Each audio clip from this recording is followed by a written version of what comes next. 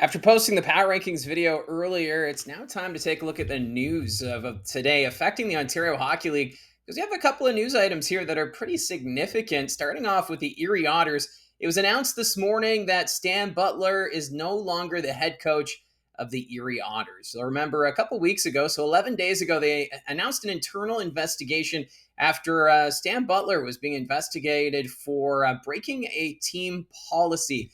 It's been super vague. We haven't heard exactly what violation was taking place. There's been a lot of speculation, away from the team as to what actually happened, but no confirmation as of yet. And now that we know that Stan Butler will no longer be the head coach of the Erie Otters, I wonder if maybe we will hear something, or maybe the Ontario Hockey League will conduct an investigation. At this point, it's pretty quiet in regards to the Erie Otters front. This has been a very tough season for the Pennsylvania-based team, as there's a lot of high expectations coming into this year with Martin Misiak coming back. You've got Matthew Schaefer, Malcolm Spence expected to go in the first round of the NHL draft. Erliden has been outstanding in net. You just look at this roster, and it looked like the pieces were there for a team that was potentially going to contend in the Western Conference. But of course, Schaefer started the year with mono. Now he's out with a broken collarbone. The team just inconsistent, and right now finding themselves sixth in the Western Conference standings with a record of 22-17-3-1, 48 points. And over their last 10 games, 4-6. Keeping a lead has been a problem recently, but just overall, just disappointment with this Erie Otters team this season. Maybe there's been some off-ice distractions. Of course, we know the passing of Jim Waters, the owner. That would not be easy for an organization. So just a roller coaster ride of a year for the Erie Otters. So the latest that we can let you know now is that Stan Butler no longer the head coach of the Otters. And of course, he's one of the winningest coaches in junior hockey history. He's spent a lot of his career coaching the North Bay Battalion and Brampton Battalion before they made the move up north. But still, quite the shock that finding out that Stan Butler's been let go. It sounds like, from what I've heard, that maybe something was said, but I cannot confirm that at this point, as it's just a lot of speculation. And until we actually get an official comment from the Erie Otters, it's just, we're going to hear the rumors, and that's all it's going to be up until something comes out saying otherwise. But still, we'll have to wait and see where the Erie Otters go from here, and what they're going to do when it comes to the voice behind the bench.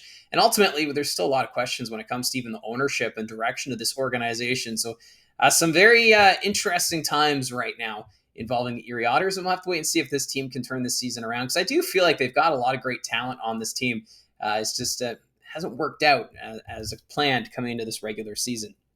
Now, the other big news item to talk about, this came out on Friday, that Niagara Falls, New York has potentially an expansion location.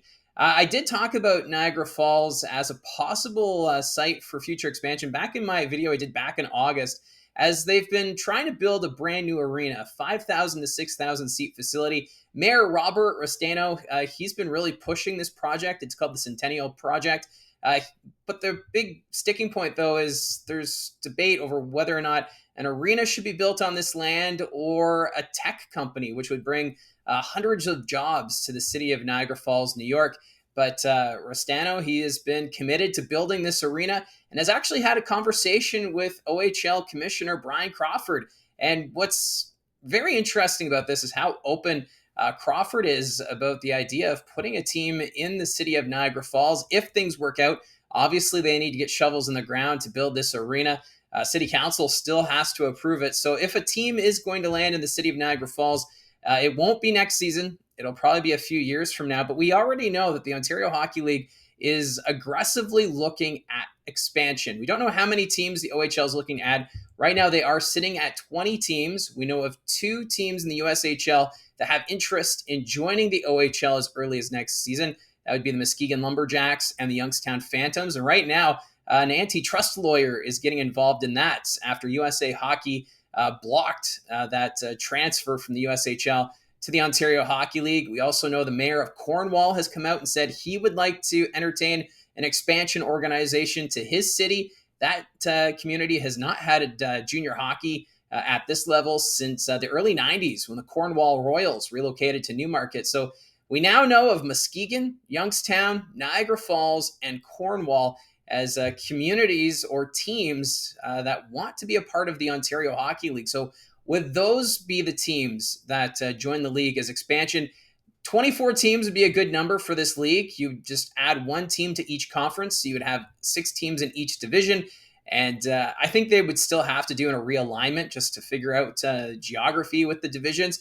But obviously, this is not something that's going to happen overnight. This will take time to finalize and figure out how things are going to all work out.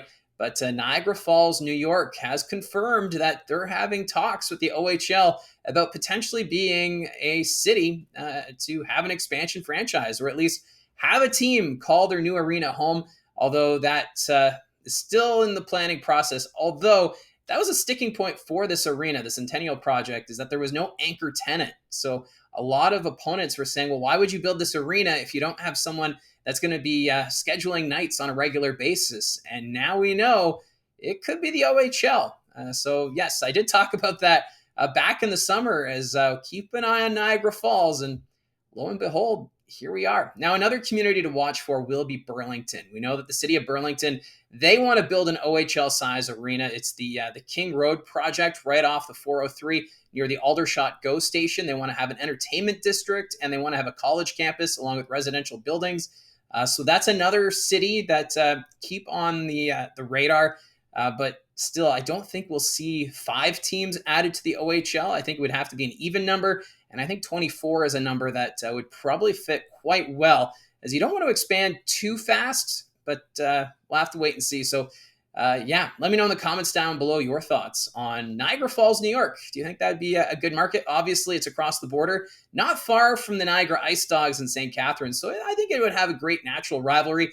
Plus, if you put a team in Niagara Falls, New York, that solves the issue of players' rights. Because if you put a team in New York State, then any junior age player would then enter into the OHL draft, as opposed to being allowed to sign with the Quebec Maritime Junior Hockey League. So it's pretty important to get a team in that state. Obviously, with Youngstown being in Ohio, that's another state being looked at. But yeah, very intriguing to see if, in fact, this all plays out with Niagara Falls, New York. Now, another news item to talk about. The Oshawa Generals shared on social media the other day congratulating Colby Barlow for making history. He is now in the top 50 in goals overall. He scored 4 goals against the Peterborough Petes the other night, added another goal last night against the Guelph Storm, giving him a grand total of 143 goals to his career. And that puts him now 39th all time for OHL goal scoring. With that 143 goals, he does have quite a ways to go, because you look at number 1, and it's John Tavares, a former Oshawa General, holds the all-time goals record with 215. Obviously, this season quickly coming to an end. We just have over a quarter left in the 2024-25 campaign. So we'll see how high Colby Barlow climbs on the all-time goal-scoring list. But I thought it was fun to share, just to talk about Barlow making this achievement. Now, what's fascinating is, after Barlow, the next highest active goal scorer in the OHL right now is Carson Rakoff of the Brampton Steelheads. He has 127 goals. That puts him 107th. So Carson Rakoff, very close to breaking the top 100 goal scorers in OHL history. You have to figure he will make that. Just looking at the list quickly right now, at 100th overall, that right now would be Mike Griffin, and he has 128 goals. So Carson Rakoff needs one more goal to catch up to Mike Griffith, and then he gets 2 goals, and that puts him in the top 100 all time in OHL goal scoring. So I liked looking at the stats like this. I think it is great to see and recognize those players that are making these milestones in the Ontario Hockey League. So that's how I see it from the booth. Let me know in the comment section down below your thoughts on any of these news items.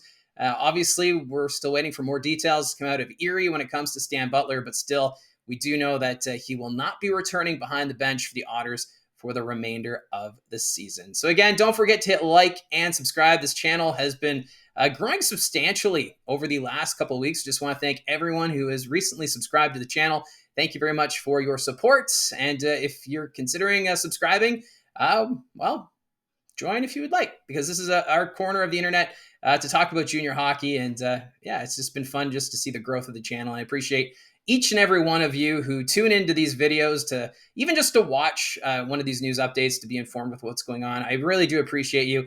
And if you want to hit subscribe, I appreciate that as well. So again, thank you very much for your support, and we'll talk to you again soon.